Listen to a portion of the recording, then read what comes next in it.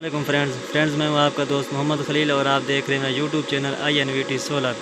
Friends आज की हमारी वीडियो है कि VFD में 3 फेस और सिंगल फेस इनपुट का किस तरह पैरामीटर्स में सेटिंग की जाती है, किस तरह कनेक्शन किया जाता है, किन पैरामीटर्स में जाकर इनकी सेटिंग की जाती है।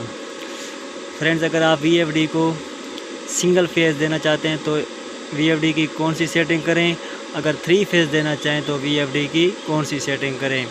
फ्रेंड्स वीडियो शुरू करने से पहले आपसे एक छोटी सी गुजारिश है कि अगर आप हमारे चैनल पर नए हैं तो हमारे चैनल को ज़रूर सब्सक्राइब करें और लाइक भी करें, साथ घंटी के बटन को भी ज़रूर दबाएं ताकि हमारी नई आने वाली वीडियो आप तक जल्द अज जल्द पहुँच सके। फ्रेंड्स किसी दोस्त भाई ने भी VFD की सेटिंग करवानी हो, हमारा व्हाट्सएप नंबर इस वीडियो में मौजूद है, वो हमसे रब्ता कर सकते हैं। फ्रेंड्स अब हम चलते हैं अपनी वीडियो की जानिब।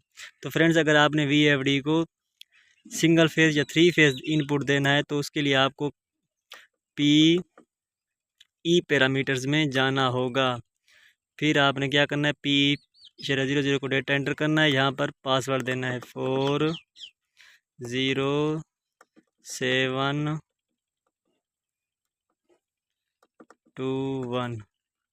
40 आपने पासवर्ड देना है। फिर फ्रेंड्स आपने PE.04 में जाना है।